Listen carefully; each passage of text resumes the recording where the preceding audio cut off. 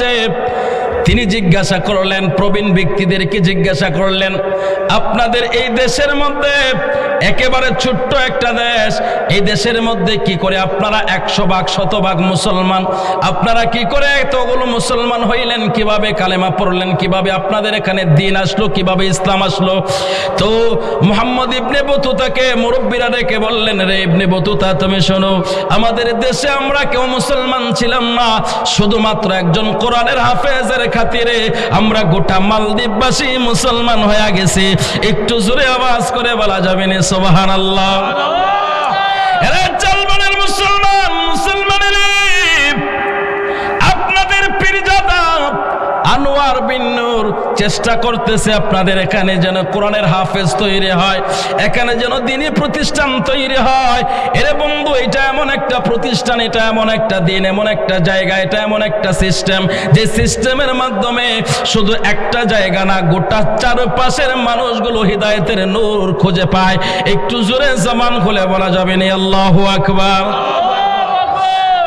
Ibn Battuta মনের ভিতরে কৌতূহল জাগলো, এই দেশের মানুষগুলো কি করে মুসলমান হইল, আর একজন কোরআনের হাফেজের মাধ্যমে কি করে মুসলমান হইল। ইনি ইতিহাসটা জানার জন্য একেবারে প্রবীণ আলেম যারা, তাদেরকে জিজ্ঞাসা করলো, আমাকে একটু খুলে বলেন, ইতিহাসটা খুলে বলেন। এবার প্রবীণ ব্যক্তিরা ডেকে বললেন, এরে ইবনে বতুতা, তাহলে তুমি শোনো, আমরা কি করে সবাই 100 ভাগ মুসলিম, এই দেশের মধ্যে কি করে আমরা ইসলাম গ্রহণ করেছি, কিভাবে মুসলমান হয়েছে। এর আগে আমরা মুসলমান ছিলাম না, আমাদের দেশের মধ্যে আমাদের বাপ মারা গেছে, আপনি তার বাড়িতে গেছেন, তার কান্নার ধরন দেখলে বুঝবেন তার ভিতরে কষ্ট। কথা বলেন ঠিক না? ঠিক। আবার দেখবেন এক লোকের ছেলে বিদেশ থেকে আসছে, ছেলেকে বহুদিন পরে দেখলো, বাবা মা সন্তানকে জড়িয়ে ধরে কান্না শুরু করে দিল। এটা কি দুঃখের কান্না? কথা বলেন, দুঃখের কান্না? এটা কি এসের কান্না? আনন্দের কান্না, সুখের কান্না। তো কান্নার ধরন আছে, কিছু কান্না দেখলে বোঝা যায় এটা কষ্টের, কিছু কান্না দেখলে বোঝা যায় এটা আনন্দের। হাফেজ আবুল বারাকাত দেখে ওরা মামি যখন গলাগলি করে কান্না করছে, তো কান্নার ধরন দেখে বোঝা যাচ্ছে বড় কষ্টের কান্না। সুবহানাল্লাহ। হাফেজ আবুল বারাকাত ওই মহিলাকে ডেকে বললেন, মা কি ব্যাপার, কি হয়েছে? আপনারা গলাগলি করে কান্না শুরু করে দিলেন, কারণ কি? তার কারণটা জানতে চাই। এবার মহিলাটা ডাক দিয়া বলে, আবুল বারাকাত, রে আবুল বারাকাত, তোমাকে আমি কি বলবো বাবা, দেখো, এই যে আমার দুনিয়ার মধ্যে, সংসারের মধ্যে আমার মেয়েটা ছাড়া পৃথিবীতে আমার আর কোনো আপনজন নাই। ও আবুল বারাকাত, আজকে শেষ সম্বলটা আমার মেয়ে ছিল, এই মেয়েটা আগামীকাল মরে যাবে, এই জন্য আমি কান্না করতেছি। একটু জোরে আওয়াজ করে বলেন আল্লাহু আকবার। হাফেজ আবুল বারাকাতকে, আগামীকাল আপনার মেয়েটা মারা যাবে, তা মারা যাবে এটা তো ন্যাচারাল সিস্টেম, এটা মরতেই পারে, যেহেতু আল্লাহ কোরআনে বলেছেন কুল্লু নাফসিন যায়িকাতুল মাউত, প্রতিটা প্রাণী কি করবে? মৃত্যু স্বাদ গ্রহণ করবে। এটা তো আল্লাহ কোরআনে বলছে, আইনামা তাকুনু ইউদরিকুমুল মাউতু ওয়ালাউ কুনতুম ফি বুরুজিম মুশাইয়াদা, যে তুমি যে কোনো জায়গায়, যে কোনো প্রাচীরের ভিতরে যদি লুকায়া থাকো, সেখান থেকেও আজরাইল তোমাকে বের করে আনবে। তো এটা তো সিস্টেম, এটা সিস্টেম অনুযায়ী মারা যাবে। বাট এটা আমি জানতে চাই, আগামীকাল আপনার মেয়েটা মারা যাবে, এই ওভারশিওরটা আপনি কি করে হলেন? একটা মানুষ মারা যাবে এটা ঠিক আছে, কিন্তু আগামীকালই মরবে, এই গ্যারান্টি আপনি কিভাবে পাইলেন? এবার মহিলা বলছে, আবুল বারাকাত বাবা, তুমি তো জানো না, ওই দেখো দূরে পুলিশ দাঁড়িয়ে রয়েছে, এরা রাষ্ট্রীয় লোক, এরা সরকারের লোক, বলে দাঁড়িয়ে আছে, তাতে কি হয়েছে? বলে তুমি জানো না আমাদের দেশের একটা সিস্টেম আছে, নিয়ম আছে। বলে কি নিয়ম? বলে প্রতি বছর সাগর থেকে একটা দানব আমাদের দেশে উঠে আমাদের দেশের উপরে, মানুষের উপরে, জানমালের উপরে আক্রমণ করে বড় ক্ষয়ক্ষতি হয়। তার হাত থেকে বাঁচার জন্য আমাদের রাষ্ট্র, আমাদের গভর্নমেন্ট একটা সিস্টেম বের করেছে। সেই সিস্টেমটা হচ্ছে ওই সাগরের মুখে একটা গেট করা হয়, ওই সাগরের মুখে একটা গেট করা হয়, আর সেই গেটের মধ্যে প্রতি বছর একটা মেয়েকে সাজিয়ে গুজিয়ে নববধূর মতো তাকে সজ্জিত করে ওই গেটের ভিতরে দেওয়া হয়। আর মেয়েটার একটা বিশেষ গুণ থাকতে হয়, ওই মেয়েটা হতে হবে মায়ের একমাত্র মেয়ে, যেটা আমরা গ্রামের ভাষায় বুঝি এক মার এক মা এক জি, মানে ওই রকম গুণ থাকতে হবে তার মধ্যে। তো আমারও তো দুনিয়াতে আর কেউ নাই, একটাই মেয়ে আমার। তো প্রতি বছর একটা লটারি হয়, তো সেই লটারিতে আজকে আমার মেয়ের নাম উঠছে। তো আগামীকাল নিশ্চিত আমার মেয়েটা মৃতদেহটা সরকার আমাকে ফেরত দিবে, কারণ প্রতি বছরই যে মেয়েটাকে দেওয়া হয় ওই মেয়েটার লাশ তার অভিভাবকের কাছে ফেরত দেওয়া হয়। এই জন্য আমি অবাশ্চির হয়ে গেছি। হাফেজ আবুল বারাকাত কই, এটা আবার কি কথা বললেন? এটা কোনো নিয়ম হলো? একটা মানুষকে আপনারা নিশ্চিত মৃত্যুর হাতে ঠেলে দিতে পারেন? বলে এটা আমাদের গভর্নমেন্টের সিস্টেম। তো হাফেজ আবুল বারাকাত বলে, মা একটা কাজ করেন, যেহেতু দুনিয়াতে আপনার মেয়েটা ছাড়া আর কোনো আপনজন নাই, আর আপনি আমাকে আশ্রয় দিয়েছেন, একটা কাজ করেন, আপনার মেয়ের জন্য সরকারের পক্ষ থেকে, গভর্নমেন্টের পক্ষ থেকে যে অলংকারগুলো দেওয়া হয়েছে, শাড়ি গহনা দেওয়া হয়েছে, ওইগুলো আমাকে পরেই আপনার মেয়েটাকে আপনি আড়ালে নিয়ে যান আর আমাকে পুলিশের হাতে তুলে দেন। একটু জোরে কি বলা যাবে না? সুবহানাল্লাহ। হাফেজ আবুল বারাকাত এই কথাটা বলার সঙ্গে সঙ্গে মহিলাটা ডাক দেয়া বলে, হাফেজ আবুল বারাকাত রে বাবা না, তুমি একজন বিন্দিসি ছেলে, আমি নিশ্চিত মৃত্যুর হাতে তোমাকে উঠাইয়া দিতে পারি না, মৃত্যুর হাতে তোমারে তুলে দিতে পারি না। এরে আবুল বারাকাত, বারাকাত রে, আমার মেয়েটার ভাগ্যটাই ছিল এমন ভাবে। এবার হাফেজ আবুল বারাকাত বলে, না তুমি কোনো চিন্তা করো না, তোমার কোনো টেনশন নাই, তোমার কোনো চিন্তা নাই। এই সিস্টেম থেকে মানুষকে বের করার জন্য এই হলো রাস্তা, এই হলো কৌশল। তুমি একটা কাজ করো, তোমার মেয়ের সমস্ত অলংকার গুলো আমারে পরাইয়া দাও, আর তোমার মেয়েটাকে তুমি আড়ালে নিয়ে যাও। এখন আপনারা প্রশ্ন করতে পারেন, হুজুর যদি মেয়ের অলংকার যদি ছেলেকে পরানো হয়, এটা কি মানুষ বুঝবে না, পুলিশ বুঝবে না? হ্যাঁ বুঝবে, কিন্তু বোঝার মধ্যে একটু ব্যবধান আছে। আপনারা দেখবেন ছোট বাচ্চা যারা দাড়ি মুছ উঠে নাই, ওদেরকে যদি আপনি মেয়েদের ড্রেস পরান, ছেলে না মেয়ে, আপনি বুঝবেন না। কথা ঠিক বললাম না? বলবো না, মানে দাড়ি মুছ উঠে নাই যে ছেলের, ওরে যদি আপনি মেয়েদের অলংকার পরান, দেখতে মেয়েদের মতোই লাগবে। হাফেজ আবুল বারাকাত তখন দাড়িমুছ উঠে নাই তার, ওনাকে কি করলেন, সুন্দর করে কাপড় চোপড় পরে, অলংকার পরে পুলিশের হাতে তুলে দিলেন। তুলে দেওয়ার পরে হাফেজ আবুল বারাকাতকে পুলিশ নিয়ে গেল গেটের ওই পারে, বাহির দিয়ে ওনাকে ঢুকায়া বাহির দিয়ে তালা মারি পুলিশ চলে গেল। হাফেজ আবুল বারাকাত ধীরে ধীরে যখন দীর্ঘ রাত অন্ধকার গভীরে আচ্ছন্ন হতে লাগলো, কীট পতঙ্গগুলো নীরবতা বিরাজ করতেছে, হাফেজ আবুল বারাকাত অনুভব করলেন গোটা মালদ্বীপের ভিতরে আমরা তিনজন ব্যক্তি ছাড়া বাকি সবাই ঘুমিয়ে পড়েছে, শুধু তিনজনের মধ্যে আমি আবুল বারাকাত আর ওই মা আর মেয়ে। আমার উপরে কি আক্রমণ হয়, কিভাবে আমি মরে যাব, এই টেনশনে মনে হয় ওই দুইজন ঘুমায় নাই, আর আমি তো টেনশন আছি কেমন ধানব জানি আমার উপরে আক্রমণ করে। এই তিনজন ব্যক্তি ছাড়া বাকি সব ঘুমিয়ে পড়েছে। আচ্ছা বলেন তো দেখি, যদি আপনি জানেন নিশ্চিত ওই গেটের ভিতরে গেলে আপনি মারা যাবেন, আপনার ভিতরে কি ভয় থাকবে না? যত সাহসী হন না কেন আপনি, আপনার ভিতরে ভয় কাজ করবে কিনা? হাফেজ আবুল বারাকাত ওই জায়গার মধ্যে বড় টেনশনে পড়ে গেল। আল্লাহ, আমি তো সাহস করে চলে আসছি, আল্লাহ কেমন দানব জানি উঠে, কেমন দানব জানি আমার উপরে আক্রমণ করে, কেমন দানবের কবলে জানি আমি পড়ে যাই, এই টেনশন করতেছে। এবার তিনি দক্ষ করে দেখে রাত যখন গভীর হয়ে গেল, সমস্ত মানুষগুলো মালদ্বীপের ঘুমিয়ে পড়লো, পশু পাখিগুলো নীরব হয়ে গেল, কীট পতঙ্গগুলো নীরবতা বিরাজ করতেছিল। এমন সময় তিনি লক্ষ্য করে দেখলেন সাগরের মাঝখান থেকে বড় বিশাল দেহের অধিকারী একটা দানব খুব ঝড়ের গতিতে ছুটে আসতেছে। জোরে আওয়াজ করে বলা যাবে না আল্লাহু আকবার? এরা চালমানের মুসলমান, আপনি কনফিউজ হওয়ার কিছু নাই। এখানে আপনি বলতে পারেন, হুজুর আপনি কি গল্প শুরু করে দিলেন, দানবের কথা শোনান। হ্যাঁ, দানবের কথা আছে। দানব আল্লাহর সৃষ্টি, অর্থাৎ জিন জাতিকেই দানব বলা হয়। আমার আল্লাহ কোরআনের মধ্যে বলেন, ওয়ামা খালাকাতুল জিন্না ওয়াল ইনসা ইল্লা লিয়াবুদুন।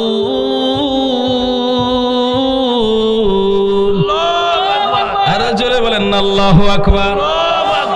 সুনামগঞ্জের মুসলমানের ও সম্ভবপুরের মুসলমান, আমার আল্লাহ কোরআনের মধ্যে একটা জিনদের নামে সূরা দিয়েছে। 29 পারার মধ্যে 12 পৃষ্ঠায় একটা সূরা আমার আল্লাহ দিয়েছে, সূরায়ে জিন। কি সূরা? জিন। আর এই জিনেরাই হচ্ছে দানব। ওই দানবটা যখন বিশাল দেহের অধিকারী দানব, এই জিনদের মধ্যেও ভালো আছে মন্দ আছে। কি আছে? ভালো আছে মন্দ আছে। জিনদের মধ্যে সাহাবীও আছে, জিনদের মধ্যে ওলিও আছে। সুবহানাল্লাহ বলেন। জিনদের মধ্যে আবার শয়তানও আছে। শয়তান তো ওইটার থেকে আসছে, ঠিক না? ওই জাতির থেকে শয়তান বেরিয়েছে। তো জিনদের মধ্যে ভালো আছে মন্দ আছে। মানুষের মধ্যে যেমন ভালো মন্দ আছে, ওদের মধ্যেও ভালো মন্দ আছে। শুধু ভালো মন্দ না, জিনদের মধ্যেও নজদি খাচ্চতেরও আছে। কথা বুঝতে পারছেন কার কথা বুঝাইছি? ওই নজদি মার্কাও আছে। এরা জানমানের মুসলমান। হাফেজ আবুল বারাকাত তাকায়া দেখলো ওই সাগরের মধ্যে থেকে যে মহান দানবটা আসতেছে, এত বড় দেহের অধিকারী হাফেজ আবুল বারাকাত মনে মনে বই পাচ্ছে আর চিন্তা করতেছে, আল্লাহ আমি তার মোকাবেলা কি দিয়ে করব, আমি তার সাথে কিভাবে মোকাবেলা করব? আমার কাছে কোনো অস্ত্র নাই, আমি একজন নিরস্ত্র মানুষ। আল্লাহ আমি তার সাথে কি দিয়ে মোকাবেলা করব? আমি তো তার সাথে কোনোভাবে পেরে ওঠার মতো কোনো কৌশল আমার নাই। আল্লাহ একমাত্র বাঁচানির মালিক তুমি। আল্লাহ বলেন তো বাঁচানির মালিক কে? আরো জোরে বলেন না কে? বাঁচানির মালিক আল্লাহ, মৃত্যু দেওয়ার মালিক আল্লাহ। আল্লাহ কয় তুখরিজুল মাইয়িতা মিনাল হাইয়্যি, দেশে এগিয়ে আসার জন্য। কিন্তু আমার আল্লাহর কোরআনের আওয়াজ, কোরআনের মহিমা, কোরআনের আমার আল্লাহ এমন বরকত দিয়েছে, কোরআনের বরকতে ওই দানবটার সামনে এগিয়ে আসতে পারতেছে না। এবার বলুন তো দেখি, যারা কোরআনের হাফেজ হয় তারা তো চাইলে দিনে রাতে সারা দিনই পড়তে পারে। ঠিক কথা বলেন? ঠিক নেই? হাফেজে কোরআন যে সারা রাত ইচ্ছে করলে পড়তে পারবে। সে 30 পারা কোরআনই হিফজ করা তার, ঠিক না? তো তিনি তিলাওয়াত শুরু করে দিলেন, তিলাওয়াত করেন, বন্ধ করে নাই। এভাবে তিলাওয়াত করতে করতে করতে করতে সুবে সাদেক হয়ে গেল, যে ফজরের সময় হয়ে গেল। দানবটা পরাজিত হয়ে আবার সাগরের নিচে ডুব দিল। একটু জুড়ে বলা যাবে নি আল্লাহু আকবার। প্রশংসা সবই কেবল তোমারে, প্রশংসা সবই কেবল তোমারে রব্বুল আলামিন। দয়াল মেহেরবান করোনা পরাণ, দয়াল মেহেরবান করোনা পরাণ। আর কেহ নই তুমি মালিক, শেষ বিচারের দিন, শেষ বিচারের দিন। জোরে বলেন না আল্লাহু আকবার। কেবল তোমারই করি ইবাদত, কেবল তোমারই চাই নিয়ামত। দাও দিশা দাও সরল পথের, দাও দিশা দাও সরল পথের। সিরাত মুস্তাকিম, সিরাত মুস্তাকিম। ডান হাতটা উঁচু করে বলা যাবে নি আল্লাহু আকবার। সুনামগঞ্জের মুসলমান, হাফেজ আবুল বারাকাত তিলাওয়াত করতে করতে ফজর হয়ে গেল। এবার যখন দানব পরাজিত হয়ে গেল, হাফেজ আবুল বারাকাত এবার সুন্দর করে উযু করলেন। আবার উযু করে আল্লাহর প্রশংসা আদায় করার জন্য তিনি ফজরের সময় 2 রাকাত নামাজ আদায় করলেন। একটু জোরে বলা যাবে নি আল্লাহু আকবার। আরো জোরে বলেন না আল্লাহু আকবার। এরে মুসলমান, মুসলমানের আজকে মুসলমানের সন্তান নামাজের প্রতি গুরুত্ব নাই। আমার আল্লাহ কোরআনের মধ্যে বলেন, ইয়া আইয়ুহাল্লাযীনা আমানুস্তাঈনু বিস-সাবরি ওয়াস-সালাহ ইন্নাল্লাহা মা'আস-সাবিরিন। আমার আল্লাহ কোরআনের মধ্যে বলেন, হে ঈমানদার বিশ্বাসীর দলেরা, তোমরা সালাতের মাধ্যমে আল্লাহর কাছে সাহায্য চাও। সুবহানাল্লাহ। কিসের মাধ্যমে? সালাতের মাধ্যমে। কিন্তু আজকাল দেখা যায় ওই নামাজ থেকে মানুষ গাফেল। কথা বলেন ঠিক কিনা? আমি আমার দরবারের সিস্টেম দেখেছি। আপনাদের সামনে যে পেশাব হুজুর বসে আছেন, উনি যার খলিফা, আমাদের এই সিলসিলায় আমরা দেখেছি যখন কোনো একটা তদবিরের জন্য কেউ যায়, এর আগে 2 রাকাত নামাজ পড়ে ওই তাকবীরটা শুরু করে। সুবহানাল্লাহ সুবহানাল্লাহ। কিন্তু অনেক দরবার আমি দেখেছি পিসাবও নামাজ পড়ে না, মরিদও পড়ে না। ঠিক কথা বলেন আছে না নাই? আছে। আরো ফতোয়া দেয়, কই নামাজ রোজা লাগে না, নামাজ রোজা লাগে না। মনে রাখবেন, যে পীর সাহেব বলবে নামাজ নাই, যে পীর সাহেব বলবে রোজা নাই, এটা 1 নম্বরের ভণ্ড, এটা শয়তানের এজেন্ডা। ওই রকম ভণ্ডকে যদি জুতা দিয়ে পিটাইতে পারেন, প্রত্যেকটা জুতার বাড়িতে আল্লাহ সওয়াব দান করবে। কথা বলেন ঠিক কিনা? কোন ভণ্ডকে বিশ্বম্ভরপুরের এই জমিনের মধ্যে জায়গা দিবেন না, জুতা পিটা করে ওই ভণ্ডদেরকে বের করে দিবেন। কথা বলেন ঠিক কিনা?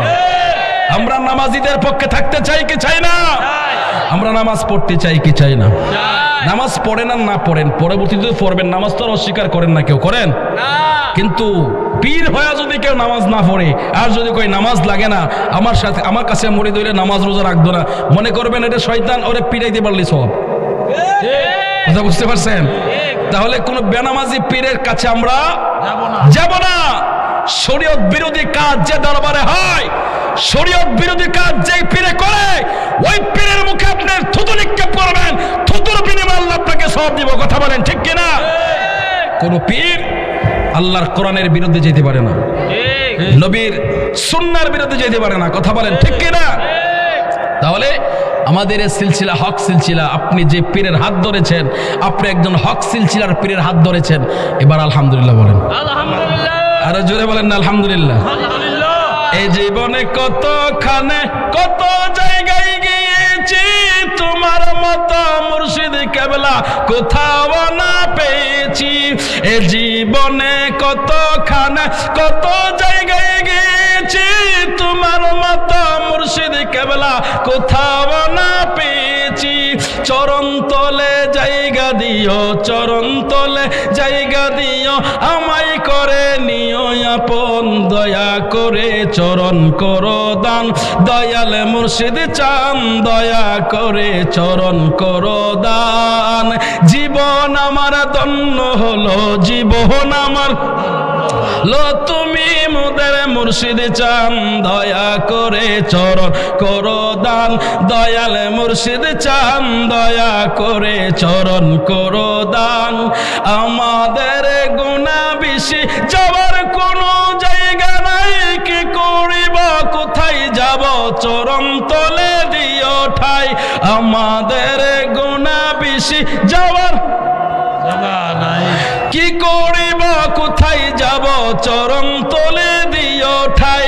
আমি অপমান হইলে, আমি অপমান হইলে, তোমার কি বাজবে সম্মান, দয়া করে চরণ করো দান, দয়াল মুর্শিদ চান করে চরণ করো দান।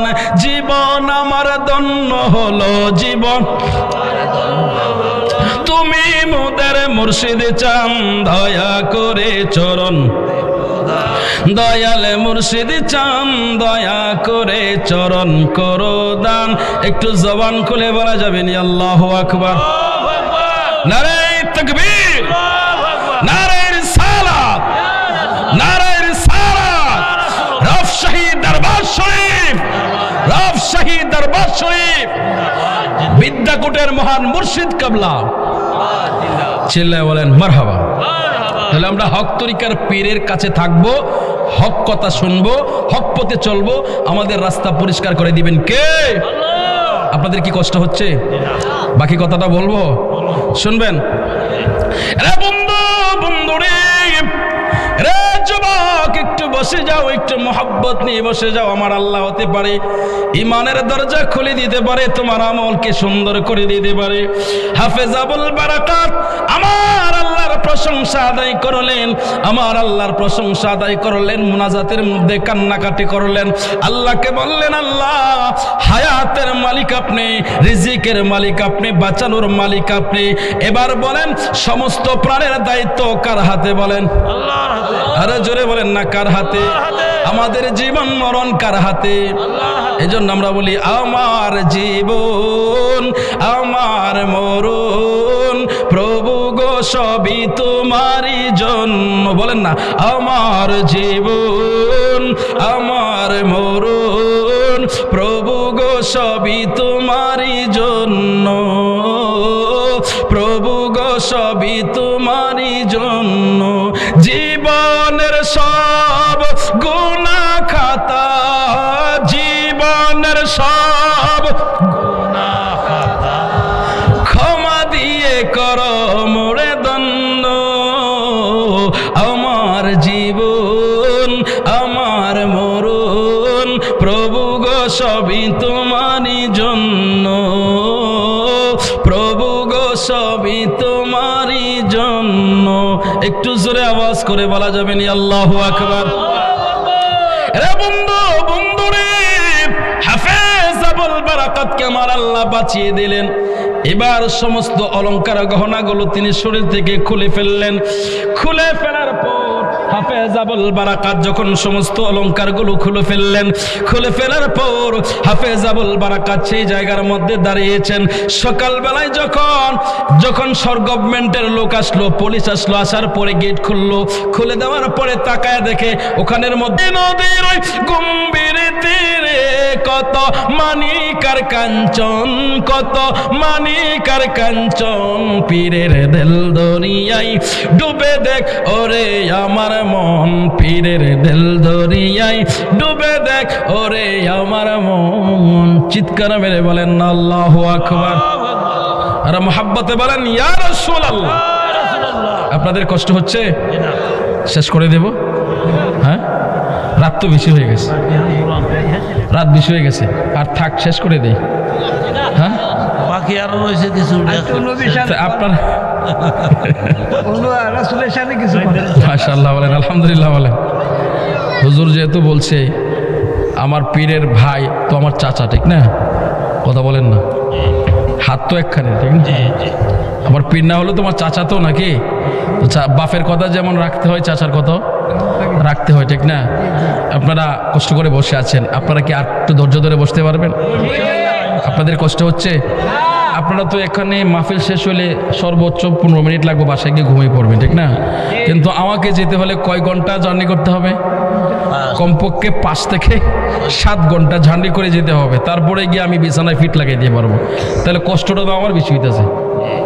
কষ্টটা আমার বেশি হওয়ার কথা না, আপনাদের তো কম হওয়ার কথা। আপনারা আমাকে দাওয়াত দিয়ে আনছেন, আপনারা একটু পরে গিয়ে ঘুমাইবেন, আমি দূর গিয়ে ঘুমাইতে দিব। এরপরে যদি আপনাদের ক্লান্তি এসে যায় আমি ছেড়ে দেব। আপনাদের অসুবিধা হইলে আমার ডাবল সুবিধা। অসুবিধা নাই তো আপনাদের? অসুবিধা আছে? আপনারা আমাকে দাওয়াত দিয়েছেন 10 তারিখে, 12টার পরে তো 11 তারিখ, ঠিক না? 2 দিন হয়ে গেছে কেনা? আজকে আনোয়ারের 2 দিনের হাদিয়া দিব নে। আনোয়ার কই?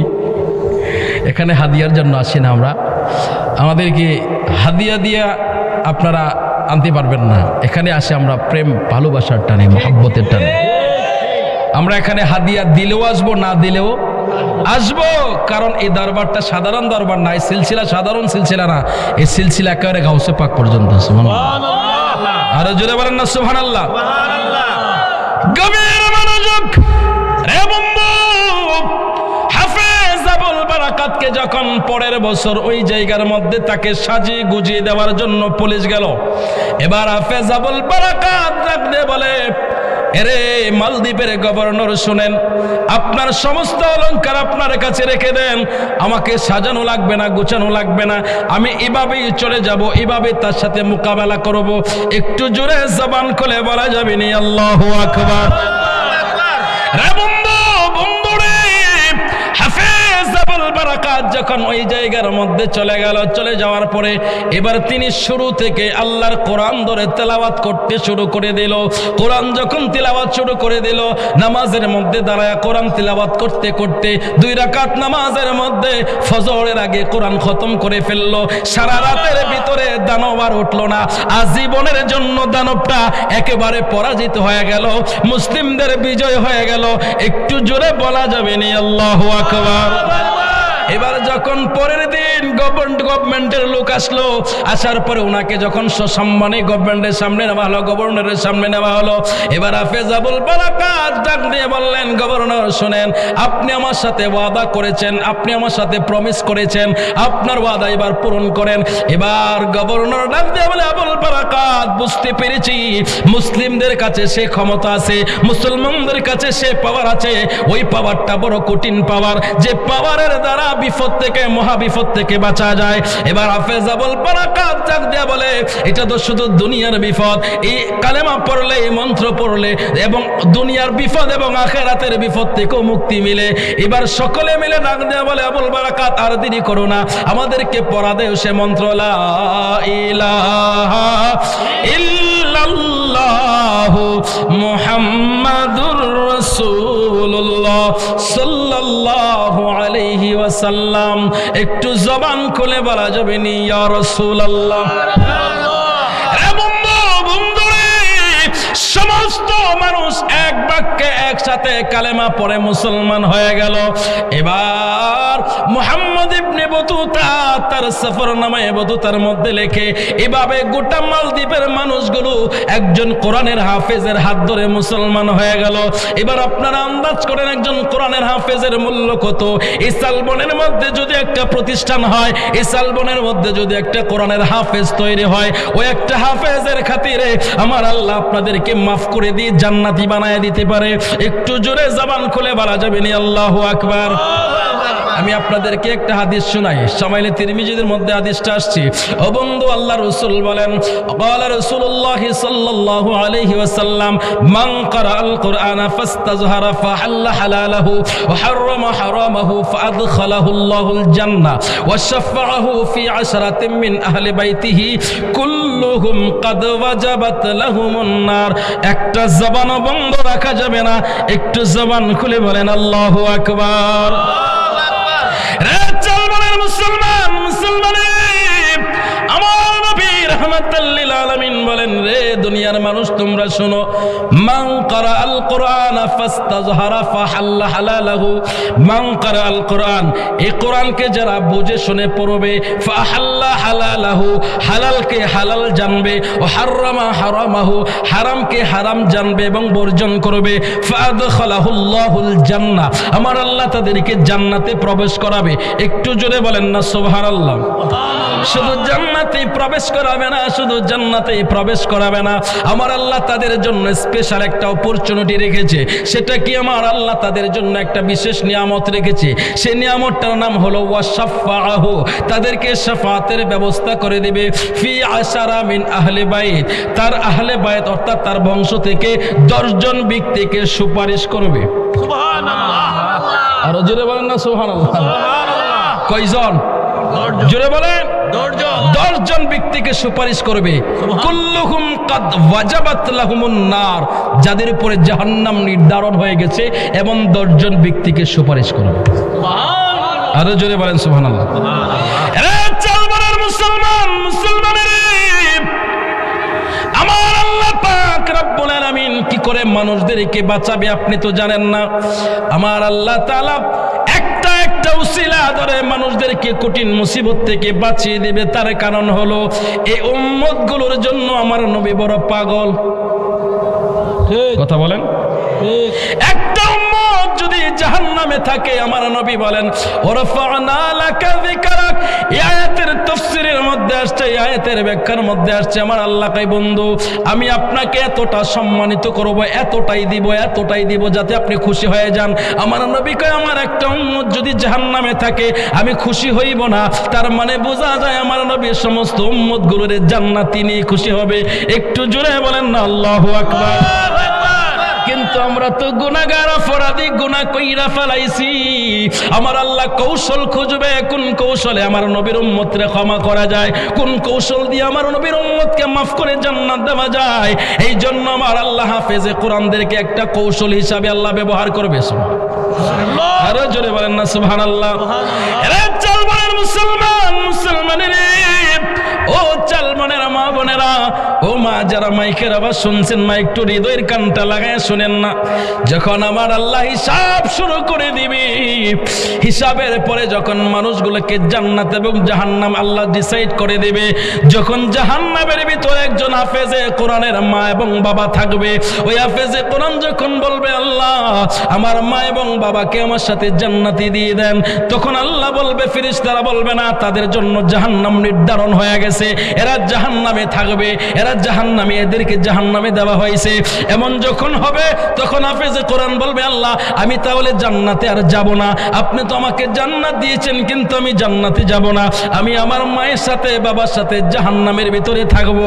যেই মাত্র জাহান্নামের দিকে যাবে ঝাঁপ দেওয়ার জন্য, তখন জাহান্নাম আল্লাহকে ডেকে বলবে আল্লাহ এর সিনার মধ্যে 30 পারা কোরআন, এই কোরআন নিয়ে যদি তোমার এই জাহান্নামের আগুনে ঝাঁপ দেয়, এই 30 পারা কোরআনের বরকতে জাহান্নামের আগুন তো নিভে যাবে। আল্লাহ তাড়াতাড়ি করে তাকে উদ্ধার করে দাও, ব্যবস্থা করে দাও। আমার আল্লাহ তো চায় আমার বান্দাকে কি করে ক্ষমা করা যায়, কি করে ক্ষমা করা যায়। আমার আল্লাহ তখন ওই হাফেজে কোরআনের ওসিলায় আমার আল্লাহ ওই বান্দাকে মাফ করে জান্নাতে ঢুকায়া দিব। একটু জোরে কি আওয়াজ করে বলবেন না আল্লাহু আকবার। তার কারণ হচ্ছে আমার আল্লাহ হলো রহমান রহিম, রহমানুর রহিম। তোমার মতো দয়ার সাগর আর তো কেহ নাই আল্লাহ, তোমার দয়ার সাগর আর তো কেহ নাই, আমি বাম দয়ার বিকা চাই বলো না, আমি বান্দা আমি চা খাই নি চাই বলো না, আমি বান্দা চাই। একটু জবান খুলে বলা যাবে নি আল্লাহু আকবার। এরা চলবানের মুসলমান, মুসলমানের বিদ্যাকুটের মান মুর্শিদ কেবলা তিনি বলেছেন আমার নবীর শানটা তুলে ধরার জন্য। এবার আসুন আমি নবীর শানটা তুলে ধরি। এবার আমি আপনাদেরকে একটা নবীর শান শোনাই, নাতে মুস্তাফা শোনাই। এটার ভিতরে এই আলোচনাটাও থাকবে, আমি এই আলোচনার ভিতরে থাকবো, এই সাবজেক্টের ভিতরে থাকবো। আপনারা সবাই আমার সাথে সাথে বলেন আল্লাহ কোরআন পাঠালেন নবীকে চিনাতে, আল্লাহ পাঠালেন নবীর শান বোঝাতে, আল্লাহ কোরআন পাঠালেন নবীকে চিনাতে, আল্লাহ দুনিয়া বানাইলেন নবীর বোঝাতে। জান্নাতের পাতায় পাতায় লতায় লতায় নবীর নাম, আর সে আল্লাহ নামের পাশে নূর নবীজির মনোগ্রাম। আল্লাহ হাসর সাজাবেন নবীকে চিনাতে, আল্লাহ মিজান টানাবেন নবীর শান বোঝাতে। একটা জবানও বন্ধ রাখবেন না। শেষ ভালো যার, সব ভালো তার শেষ সময়ের মধ্যে ডাইন হাতটা উঁচু করে নবীর মোহাব্বতে বলেন ইয়া রাসূলুল্লাহ। বিশ্বম্ভরপুরের মুসলমান, মুসলমানের আমার আল্লাহ ভালো করে জানে কোন বান্দার কয়টা গুনাহ। কথা ঠিক বললাম না? বললাম। সমস্ত কিছুর ক্ষমতা রাখে কি রাখে না? আমার আল্লাহ কয় ইন্নাল্লাহ আলিমুম বিযাতিস সুদূর। আল্লাহ কোরআনের অন্য জায়গায় বলেন ইন্নাল্লাহ খাবীরুম বিমা ইয়াসনাউন।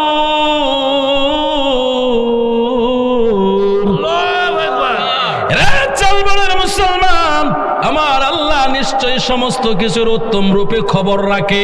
ও বন্ধু আপনি কয়টা গুনাহ করেছেন, আমি কয়টা গুনাহ করেছি আমার আল্লাহ জানে।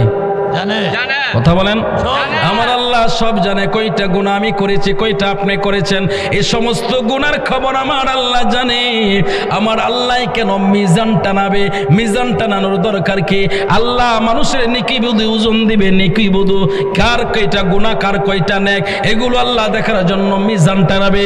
ও বন্ধু, বন্ধু নেই আমার আল্লাহর তো কোনো কিছুর জানার বাকি নাই, সমস্ত কিছুই জানে। আমি কয়টা গুনাহ করেছি আমার আল্লাহ নিজে বিচারক।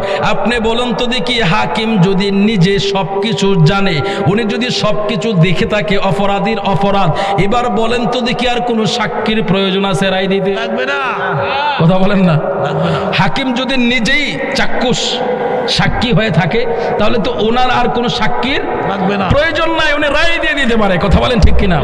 আমার আল্লাহ তো লিমানিল মুলকুল ইয়াউম লিল্লাহিল ওয়াহিদিল কাহ্হার। সেদিন আল্লাহ তাআলা সেখানে বসবে, বিচারকের আসনে বসবে। আল্লাহ বিচারক, আল্লাহ বিচার করবে।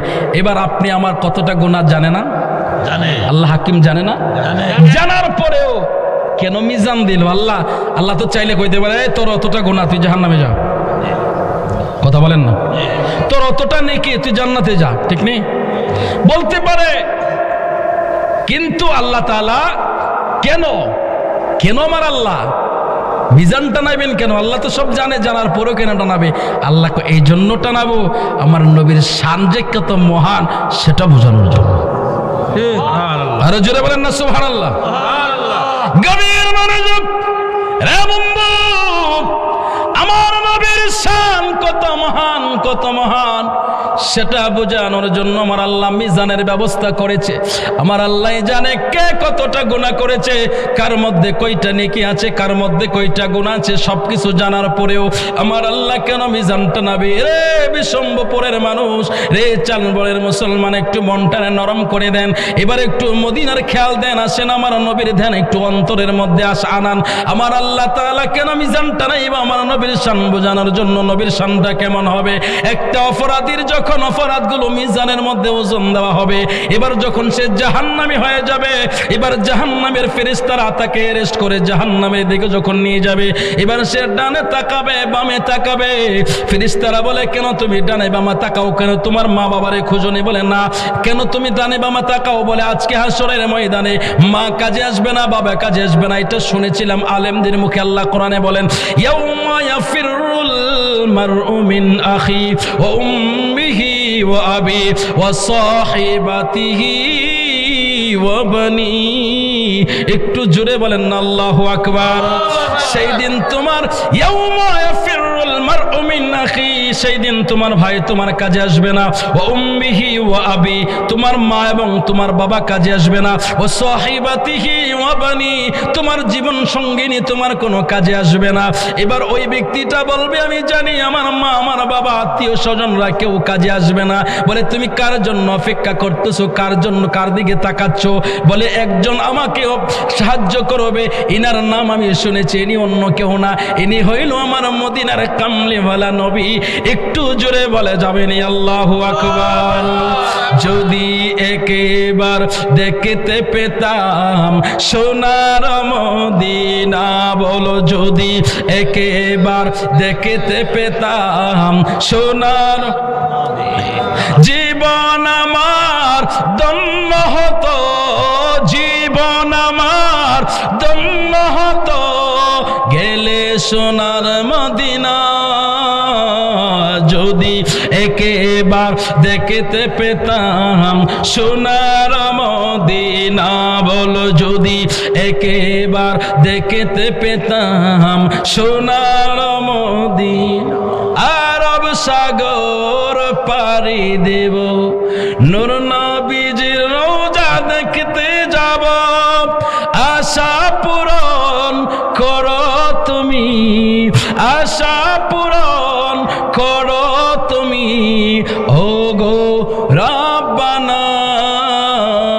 যদি একেবার দেখতে পেতাম সোনার মদিনা, বলো যদি একেবার দেখতে পেতাম সোনার মদিনা।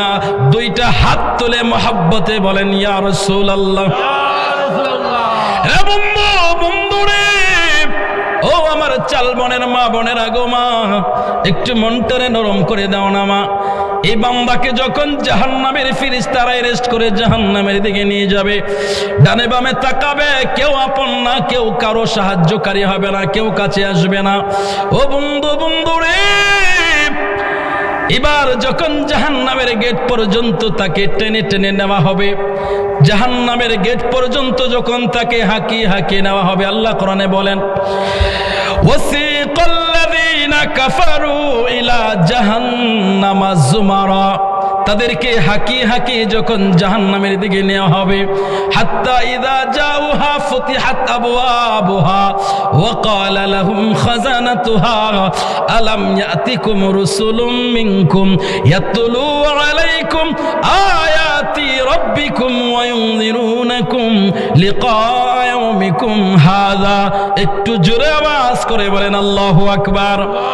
এই আয়াতের সমস্ত ব্যাখ্যা দিতে পারবো না, ওই দিকে যেতে পারবো না, শর্ট করে সংক্ষিপ্ত কথাটা বোঝানোর চেষ্টা করলাম।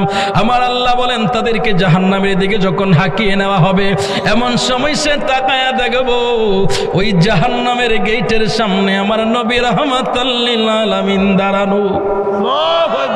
আরো জোরে বলেন আল্লাহু আকবার। রে বন্ধু, বন্ধু রে, আমার নবী রাহমাতাল লিল আলামিন ওই জায়গার মধ্যে যখন রসুলকে দেখবে, দেখার পরে উম্মত নবীর দিকে তাকায়া থাকবো, কিন্তু বলার কোনো ভাষা থাকবে না, কারণ নবীর সুন্নত তরিকায় তেমন ভালো করে কোনো আমল করতে পারে নাই, কিন্তু নবীর মহাব্বত অন্তরে ছিল, নবীর ভালোবাসা অন্তরে ছিল, নবীকে ভালোবাসতো, টুকটাক আমল করতো, কিছু ভুল ভ্রান্তি ছিল তার মধ্যে, এরপরেও নবীর সামনে বলতে পারবে না, আমার নবী বুঝে ফেলবে, আমার নবী বলবে তোর কিছু বলা লাগবে না, কারণ হলো আমার আল্লাহ কায়ান নবিয়্যু আউলা বিল মুমিনিনা মিন আনফুসিহিম, প্রতিটা মুমিনের জানের চাইতে নিকটে আমার নবী। জোরে আওয়াজ করে বলেন আল্লাহু আকবার। যে নবী জানের চাইতে নিকটে, সেই নবী মনের ভাষা বুঝে কিনা? আরো জোরে বলেন বুঝে কিনা?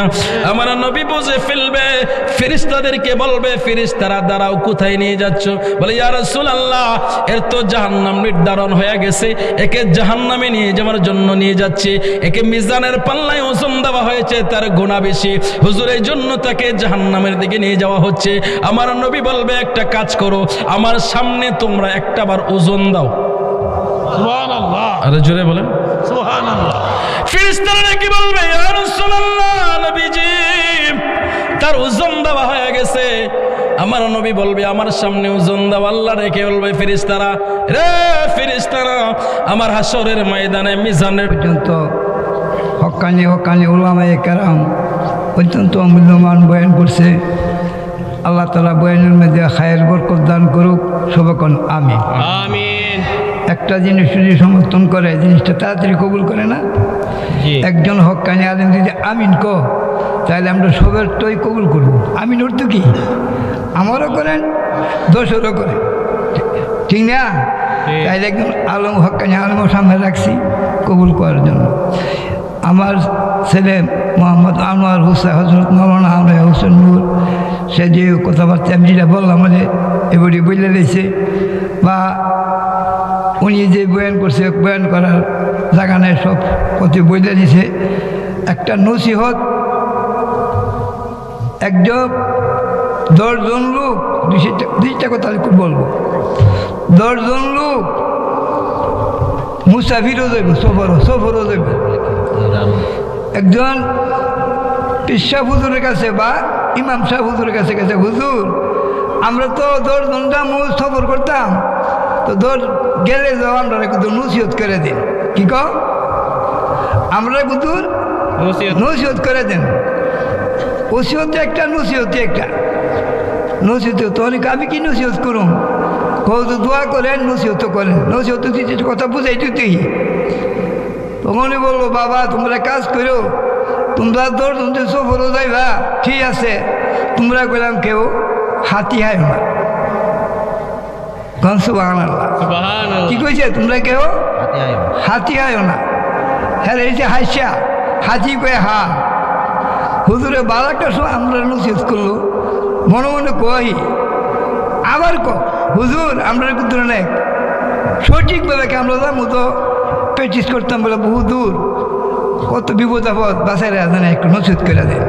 তো বাবা দেখলাম তোমরা যাও সফর করতা, ইনশাল্লাহ তোমরা কেউ হাতি খাইও না। ওয়াদা করছে হাতি খাইতাম না।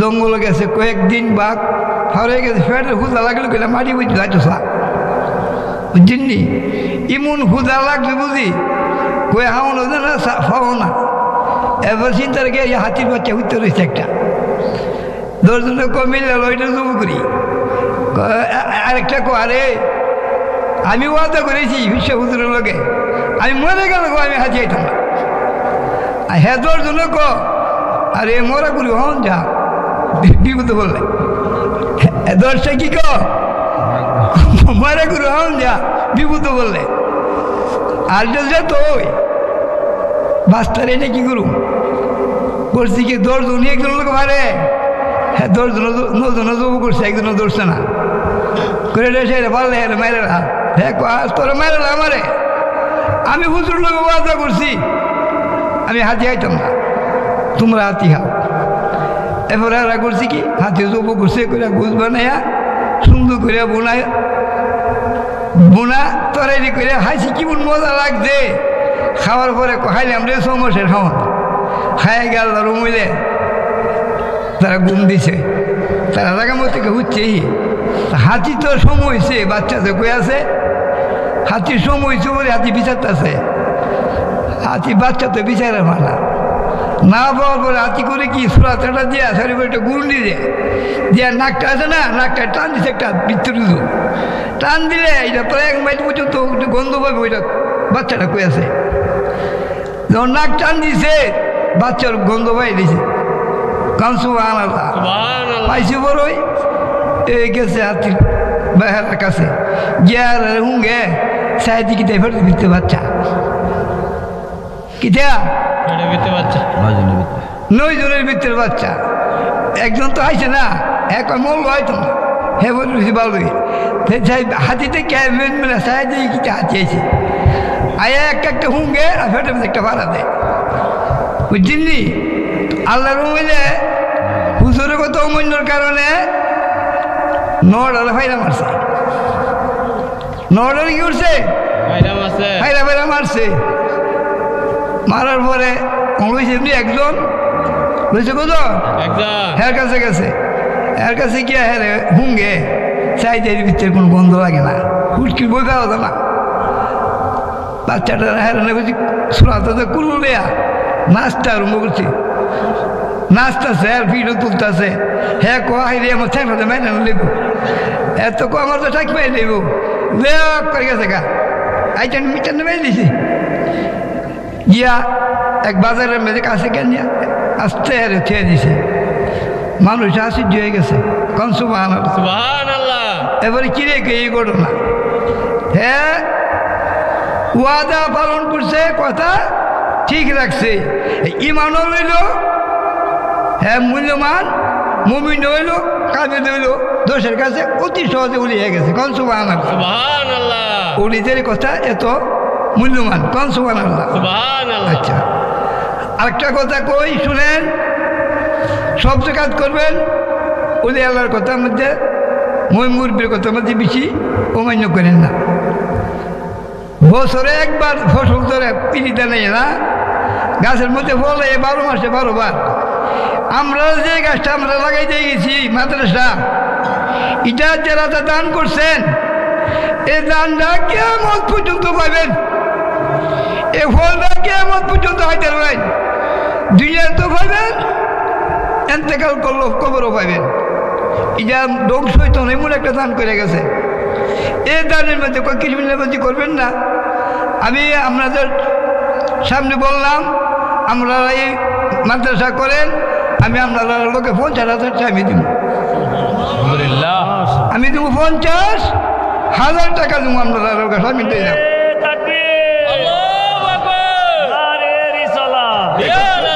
দেখো তুই আর যখন তালি বলে এলাম না রাস্তা দিয়ে হাইটে যা রাস্তা যাও যখন নাকি বাগানটা করুম এ গ্রামের বাগানে ফুলা মানুষ হাইটে যাইব আমরা ভাই খাইতেও থাকি রে ভাই তখন এরা ফল নিচে নূরের ফল মিশে দিব কারণ সুবহানাল্লাহ এর ফল নূরের ফল মিশাই দিব আল্লাহ কয় ফেরেশতা তোরা আমার গোলামি কর আমার বাগানের বুমুর আমার নবীর বাগানের মেবান হেরান ফাইল নিচে নূরের ভোর বিছাও, মাথার উপরে সামানা ধরো, নূরের সামানা ধরো, এত ইজ্জত করে তালিবুল ইলমরে আমার আল্লাহ কেড়ে করছে।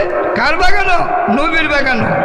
নবী বড় দুঃখ পাইছে, নবী যে জায়গাতে দান শহীদ হয়েছে, কিন্তু তাইবে মাইর খাইছে, নামাজ পড়তে হয়েছে, নামাজের মধ্যে ফসা উডের হুজুরি নবীজির শের মুবারক ছুঁয়ে দিছে, ফসা উডের হুজুরি মা ফাতেমা নিজেকে পরিষ্কার করে দিছে।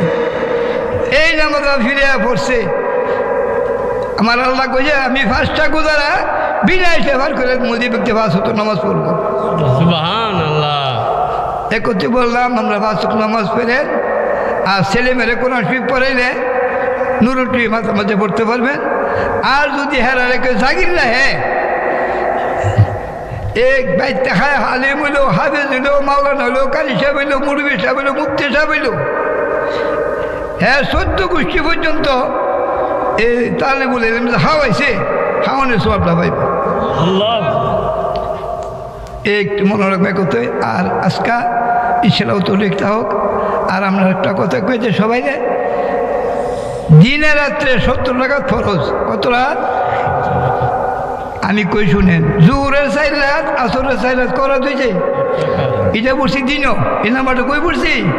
দিনও পড়ছি, দিনও। মাগরিবের 3, এশারের 4 করা হয়েছে 7 রাকাত, এটা পড়ছি রাত্রে। ফজরের 2 রাত বললাম, রাইত না দিনও না মধ্যস্থল। আমার আল্লাহ নিজে ওয়াজ করছে, এ বান্দা, যে ব্যক্তি 8 টাকা ফরজ শুধু আদায় করবি, তোর জন্য বেহেশতের 8টা দরজা খোলা। আর যে ব্যক্তি 7 টাকা ফরজ আদায় করবো, তা ফরজ আল্লাহ কইছে তার জন্য 7টা দুজুর দরজা বন্ধ।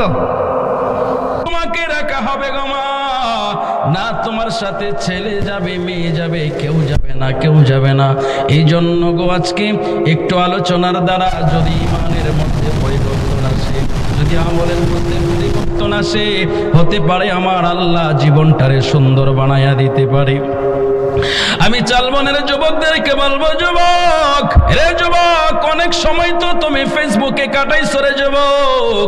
পারবানি আমার নবীর জন্য, পারবানি আমার আল্লাহর জন্য, পারবানি নিজের পরকালটা সুন্দর করার জন্য, আমার নবীর প্রেম বাগানে একটু বসে নিজের আমলের জন্য, সুন্দর করার জন্য, নিজের ইমানকে মজবুত করার জন্য পারবানি একটু সময় যুবক তুমি বের করতে পারবানি। আমি চালবনের মুরব্বী বাবাদেরকে বলবো, মুরব্বী বাবা, ও মুরব্বী বাবা, এখনো কি কম্বল মোড়া দিয়ে শুয়ে থাকার মনে চাই রে বাবা? ও বাবা, একটাবার নিজের চেহারার দিকে তাকায় দেখো না বাপ। এক সময় তো ছিল আমার মতো, আপনার মাথার চুলগুলো কালো ছিল, মুখের দাড়িগুলো কালো ছিল। আজকে মাথার চুল পেকে গেল, মাথার চুল পেকে গেল, মুখের দাড়িগুলো পেকে গেল। কিভাবে পাকলো, কিভাবে পাকলো? আমার নবী কয়, তোমার চুল দাড়ি পাকলো, তোমার কাছে মরণের সিগন্যাল চলে আসছে। কথা বলেন ঠিক কিনা? রে চালবনের মুসলমান, মুসলমানের সেই মৃত্যু এমন একটা জিনিস, কেউ আল্লাহকে মানক আর না মানক, কেউ পরকালকে বিশ্বাস করুক আর না করুক, এটা চির সত্য কথা, তার কাছে মৃত্যু আসবে। কথা বলেন ঠিক কিনা? আমার আল্লাহ কোরআনের মধ্যে বলেন, ইন্নাল ইনসানা লিরাব্বিহি লাকানুদ।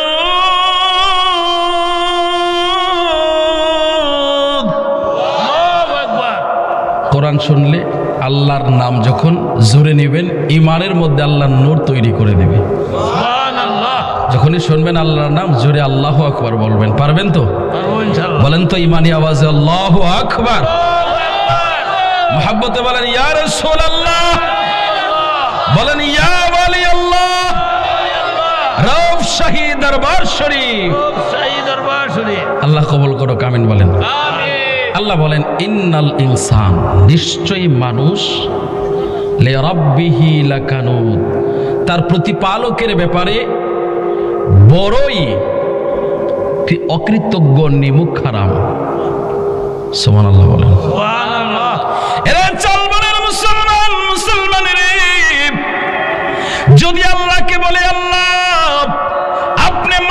এত সুন্দর করে বানাইলেন, যাদের ব্যাপারে আপনি বলেছেন লাকাদ খালাকনাল ইনসানা ফি আহসানি তাকওয়িম।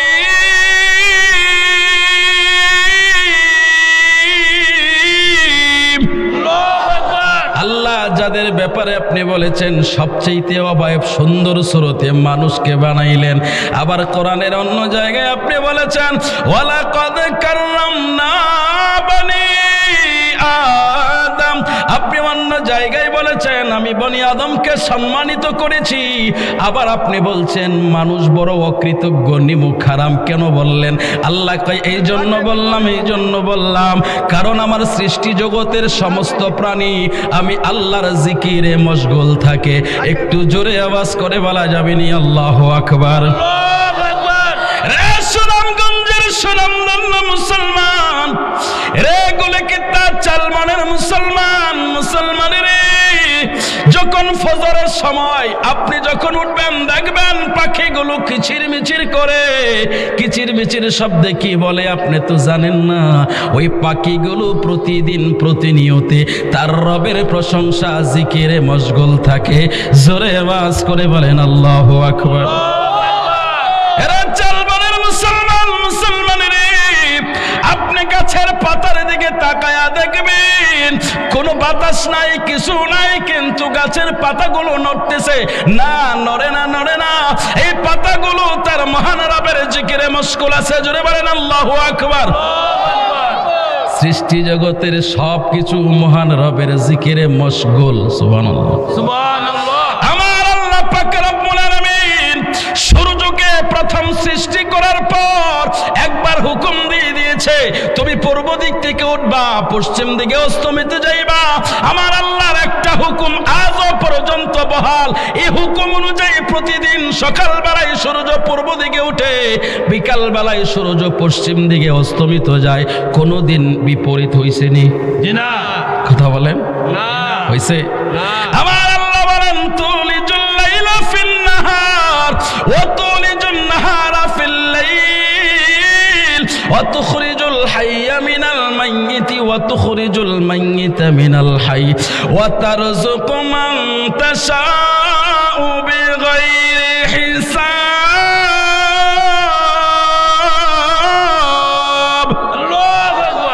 আল্লাহ কয় আমি প্রতিদিন রাতের ভিতরে দিনকে ঢুকাই, দিনের ভিতরে রাতকে ঢুকাই। সুবহানাল্লাহ। সুবহানাল্লাহ।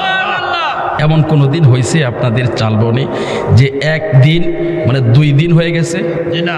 কথা বলেন। না। 24 ঘন্টার ভিতরে একদিন 2 দিন হয়ে গেছে, এরকম হয়েছে? হয় নাই। প্রতিনিয়ত সিস্টেম অনুযায়ী প্রতিদিন সকাল হচ্ছে, আবার সন্ধ্যা হচ্ছে, প্রতিদিন রাত আসতেছে, আবার ভোর হচ্ছে, একই সিস্টেমে পরিচালিত হচ্ছে। এগুলো আল্লাহ একবার হুকুম করে দিয়েছে, আল্লাহর হুকুম অনুযায়ী এগুলো পরিচালিত হচ্ছে। জুড়ে বলেন সুবহানাল্লাহ। সৃষ্টি জগতের সবাই আল্লাহর জিকিরে মশগুল। শুধুমাত্র মানুষ সংসারের তাগিদে, জীবিকার তাগিদে দুনিয়ার মোহে পড়ে সব কিছু ত্যাগ করে সে শুধু দুনিয়ার পেছনে ছুটতেছে। আমি কথা বললাম, কথা বলেন, কথা বললাম। প্রতিদিন আল্লাহ তাআলা সূর্যকেও সিগন্যাল দিতে হয় না, চন্দ্রকে সিগন্যাল দিতে হয় না, আকাশকে সিগন্যাল দিতে হয় না, দিনকে সিগন্যাল দিতে হয় না, রাতকে সিগন্যাল দিতে হয় না, পশু পাখিকে সিগন্যাল দিতে হয় না, আল্লাহর সৃষ্টি জগতের কাউকে কোনো সিগন্যাল দিতে হয় না। তারা প্রতিনিয়ত সিস্টেম বাই সিস্টেম আল্লাহর ইবাদত করে যাচ্ছে, জিকির করে যাচ্ছে। কিন্তু প্রতিদিন মানুষের বেলায় আমার আল্লাহ মুয়াজ্জিনের মাধ্যমে 5 বার সিগন্যাল দেয়, এরপরেও নিমুখারাম মানুষগুলো মসজিদে না ছুটে দোকানে ছুটে। আমি কথা বললাম। তাহলে আল্লাহর কথা অনুযায়ী মানুষ কি অকৃতজ্ঞ কি না? কথা বলেন, অকৃতজ্ঞ নেই? এই জন্য আমরা অনেক শায়েরেরা অনেক গায়করা বলেছিল, ওরে বান্দা লাগছে দান্দা করলাই না আল্লাহর জিকির, পশু পাখি বৃক্ষলতা ওই নামে করে জিকির, ওই নামে করে জিকির, সৃষ্টি যত সব মুসাফির সাক্ষী দিয়েছে কোরআন। বলেন সৃষ্টি যত সব মুসাফির সাক্ষী দিয়েছে কোরআন। আল্লাহ রাসূলের গুণগান গৌরে আশিকান। আল্লাহ রাসূলের গুণগান বলতে পারবেন আমার সাথে? গুণ হইতো না তো? গুণ হইলে আমার কাছে ঢালায় না, আমি গাট্টি করে গুল করে কৃষ্ণগঞ্জে নিয়ে যাবো, মনে সমস্যা নাই। সবগুলো বিশ্বাবুজুর এখানে আছে, আপনাদেরকে দিয়ে যাবো। লস আছে কোনো? বলেন আমার সাথে সাথে, হাজার দরুদ হাজার সালাম যার খাতিরে দু জাহান। বলেন হাজার দরুদ যার খাতিরে দু জাহান। আল্লাহ রাসূলের গুণগান গৌরে আশিকান। আল্লাহ রাসূলের গুণগান। বলেন হাজার দরুদ হাজার সালাম যার খাতিরে দু জাহান। হাজার দরুদ যার খাতিরে দু জাহান। আল্লাহ রাসূলের গুণগান গৌরে আশিকান। আল্লাহ রাসূলের গুণগান। একটা জবানও বন্ধ রাখবেন না, একটু আওয়াজ করে বলা যাবে না আল্লাহু আকবার? একটু ইমানি আওয়াজে বলা যাবে না ইয়া রাসূলুল্লাহ? এখন কি আপনাদের আলোচনা শোনার একটা মুড হইছে? শুনবেন? হ্যাঁ না, কারণ শুরুতে মনে হয় যে কি বক্তা জানি আইছে, কি রকম ওয়াজ জানি করে, এটার কোনো তো মানে না বোঝা বুঝ যাইতো না। এখন কি বুঝছেন? বুঝ যাইব, কতক্ষণ শোনা যাইব? পিছনে যারা দাঁড়াইছে, একটা নিয়ম ছিল, আমরা যখন বসবাস করতাম আমাদের এই দেশের মধ্যে প্রতি বছর এই সাগর থেকে একটা দানব প্রতি বছর আসতো। প্রতি বছর এসে আমাদের এই দেশের উপরে হামলা করত। আমরা তার হাত থেকে বাঁচার জন্য একটা সিস্টেম তৈরি করেছি। আমরা এক সিস্টেমটা হলো একজন মানুষের জানের বিনিময়ে আমরা গোটা মালদ্বীপবাসীগুলো বেঁচে যাইতাম। জোরে বলেন আল্লাহু আকবার। মোহাম্মদ ইবনে বতুতা বলে, কিভাবে বাঁচতা তোমরা, একটু খুলে বলো। তো তিনি খুলে বলছেন, শোনো, আমাদের এই দেশে প্রতি বছর একবার একটা দানব সাগর থেকে উঠতো, উঠে আমাদের উপরে হামলা চালাইতো। আমাদের দেশের বিশাল ক্ষয়ক্ষতি হতো। এর ক্ষয়ক্ষতির হাত থেকে বাঁচার জন্য আমরা প্রতি বছর আমাদের মালদ্বীপের ওই সাগরের ওই জায়গাটার মধ্যে আমরা একটা গেট তৈরি করতাম। আর সেই গেটের ভিতরে আমরা একটা মেয়েকে নববধূর মতো সাজিয়ে ওখানে রেখে আসতাম। আর পরের দিন সকালবেলায় ওই মেয়েটার মৃতদেহ আমরা ফিরে পাইতাম। এভাবে আমাদের যাত্রা জীবন চলতেছিল। হঠাৎ করে এই সময়ের মধ্যে একজন কোরআনের হাফেজ আমার দেশের মধ্যে আগমন করেছে। এভাবে আগমন করে নাই, অসুস্থ অবস্থায় আগমন করেছে। এই হাফেজের কোরআনের বাড়ি ছিল আরব দেশে। সুবহানাল্লাহ, আর জোরে বলেন সুবহানাল্লাহ। এরা চলমানের মুসলমানের মুহাম্মদ ইবনে বতুতা তিনি লেখেন, শোনো দুনিয়ার মানুষ, আমি বড় আশ্চর্য হয়ে গেলাম। লোকেরা বলল ওই হাফেজে কোরআনের বাড়ি আরব দেশে, তার নাম হলো হাফেজ আবুল বারাকাত। ওই হাফেজ আবুল বারাকাত জাহাজে করে সফরে যাওয়ার পথে হঠাৎ করে তুফানের কবলে পড়ে তার জাহাজটা ছিন্ন বিচ্ছিন্ন হয়ে যায়। জাহাজের সমস্ত মানুষগুলো মারা যায়, কিন্তু আমার আল্লাহ তাআলা ওই সফর অবস্থায় সমস্ত মানুষগুলো মারা গেল, কিন্তু হাফেজ আবুল বারাকাতকে আমার আল্লাহ বাঁচিয়ে কিনারায় উঠাইয়া দিল।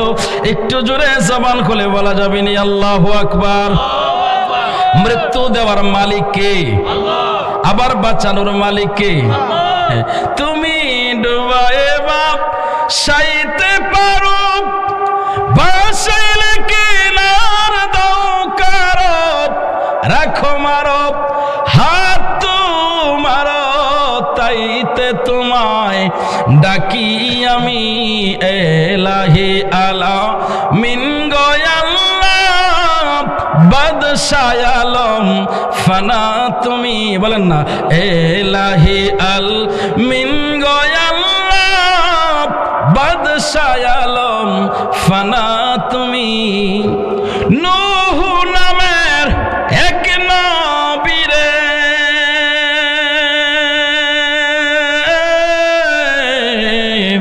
বাসাইলে না কুল পাতারে, আবার তারে মেহের করে আপনি নাও লাগান কি নারে।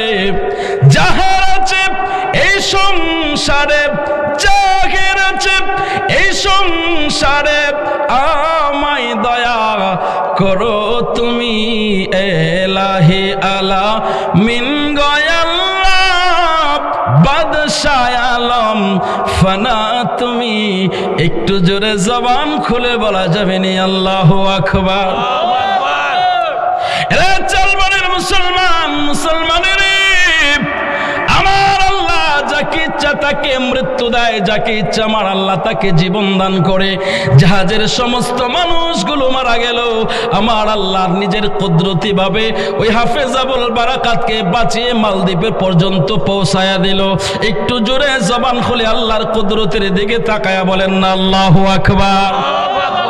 হাফেজ আবুল বারাকাত সাগরের পার হয়ে যখন তিনি কিনারায় লেগে গেল, তিনি যখন বেহুশ অবস্থায় ছিলেন, সূর্যের আলো যখন তার শরীরের মধ্যে লাগালো, আস্তে আস্তে করে তার হুঁশ ফিরে আসলো। আসার পরে তিনি তাকায় দেখলেন একটা অচিন দেশের মধ্যে তিনি চলে আসছে। ওই দেশের মানুষগুলোকে চিনে না, ওই দেশের মানুষের ভাষাও বোঝে না। আচ্ছা বলেন তো দেখি, আমরা কিশোরগঞ্জ থেকে যদি কিশোরগঞ্জে যাই, ভাষার মধ্যে ব্যবধান আছে না নাই? কথা বলেন। কিশোরগঞ্জের ভাষা আর সিলেটের ভাষার মধ্যে ব্যবধান নাই? আবার যদি চিটাগাঙ্গে যান আরো ব্যবধান, ঠিক নেই? তো একটা দেশের মধ্যে আমরা বসবাস করি, এই দেশের মধ্যে কত রকমের ভাষা, ঠিক না? কিন্তু দেশ তো এটা আলাদা আলাদা দেশ, তো ওখানে ভাষা তো আরো ব্যবধান। কথা ঠিক না বেঠিক? এরপরেও সমস্ত ভাষা কার? জোরে বলেন না কার? আল্লাহর। সমস্ত ভাষা আল্লাহ, এগুলো আল্লাহই তৈরি করেছেন। হাফেজ আবুল বারাকাত কাউকে চিনে না, তিনার ভাষাও বুঝাইতে পারে না, তিনিও কারো ভাষা বুঝে না। এবার তিনি সবার কাছে আশ্রয় চাইতে লাগলেন, আমাকে একটু আশ্রয় দেন।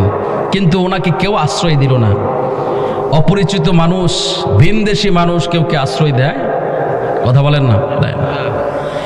ও চলমানের মুসলমান, কিন্তু আমার আল্লাহ যদি চায়, আমার আল্লাহ পাহাড়কে সমুদ্র বানায় দিতে পারে, আবার সমুদ্রকে পাহাড় বানায় দিতে পারে। কথা বলেন ঠিক কিনা? নদীর পার ভাঙ্গা ওই পার করতে পারে, আবার ওই পার ভাঙ্গা ওই পার করতে পারে। এই ক্ষমতার মালিক কে? ইন্নাল্লাহা আলা কুল্লি শাইইন কাদির।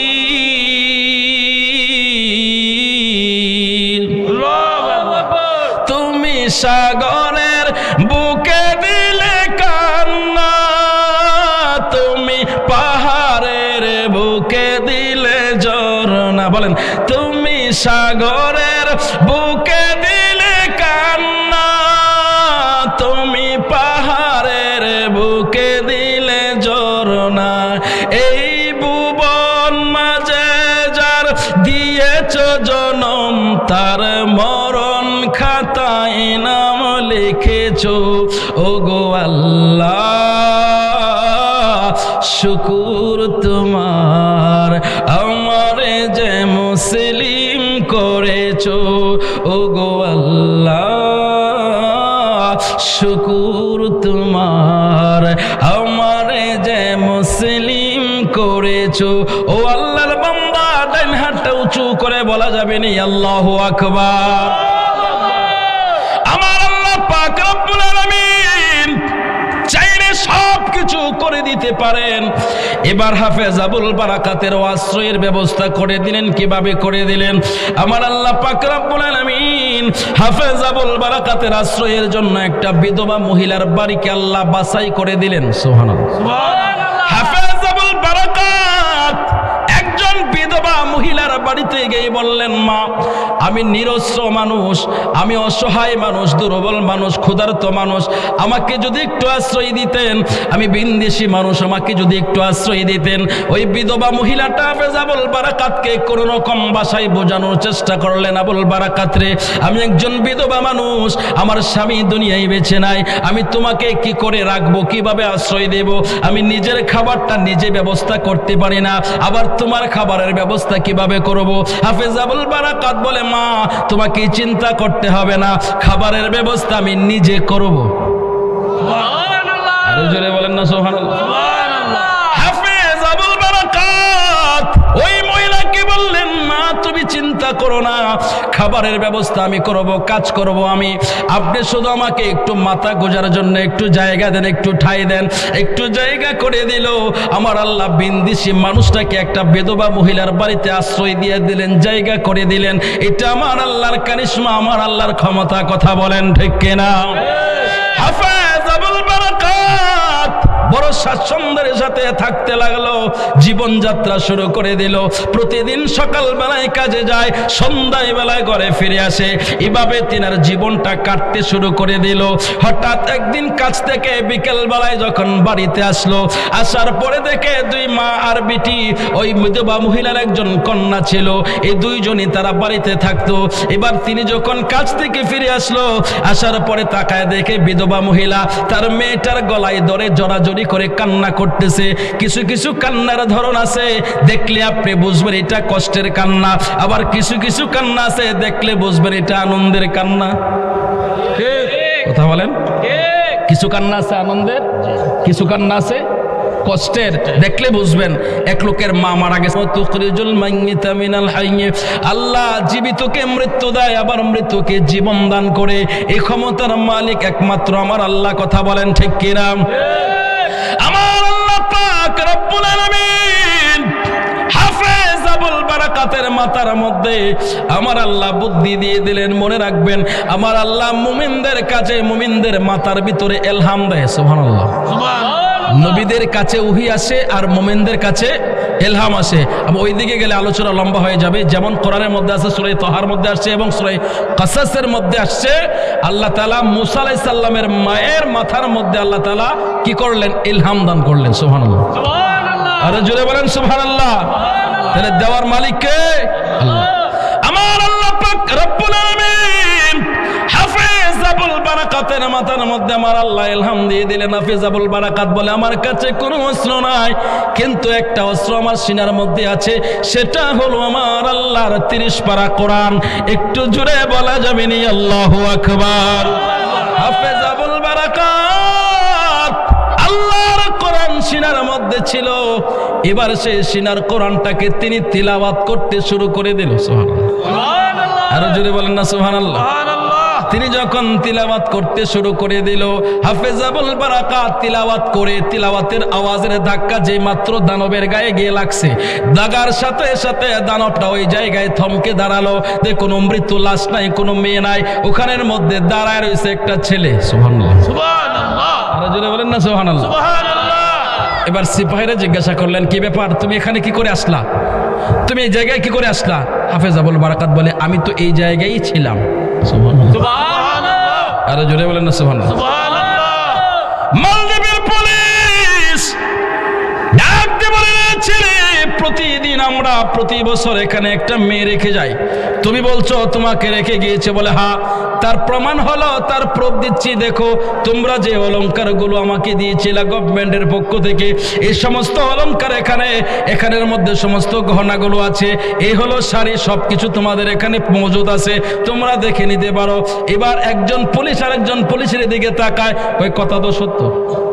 সুবহানাল্লাহ বলেন। সুবহানাল্লাহ। কথা সত্য, আমরা যেগুলো দিয়েছিলাম এগুলো তো এখানে আছে।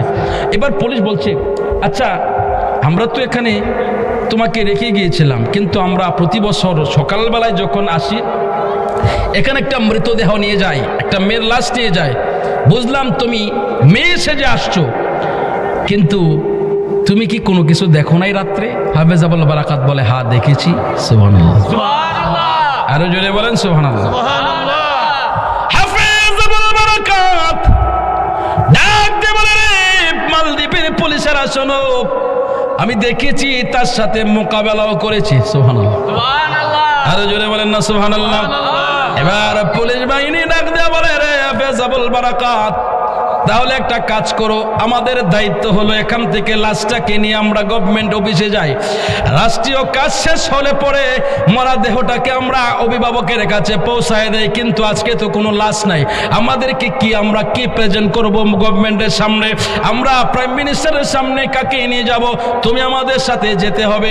এবার হাফেজ আবুল বারাকাত মনে মনে চিন্তা করলেন, যাক, আল্লাহ ভালোই করেছে, আজকে আমি হেড অফিস থেকে কালেমার দাওয়াত, দিনের দাওয়াতটা শুরু করব। সুবহানাল্লাহ। আরো জোরে বলেন না সুবহানাল্লাহ। কোথায় থেকে শুরু করবো? হেড অফিস থেকে শুরু করবো। যাক সুবহানাল্লাহ বলেন।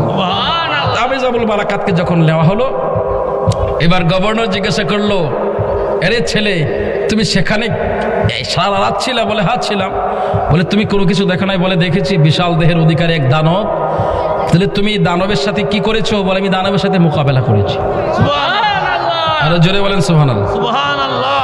এবার মালদ্বীপের গভর্নর ডাকি ডেকে বললেন, হাফেজাবুল বারাকাত তোমার কথা বিশ্বাস করি, তোমার কথা বিশ্বাস করব, যদি আগামী বছর এমন বিপদের রাত্রে তুমি যদি ওই জায়গার মধ্যে থাকতে পারো তাহলে বিশ্বাস করব।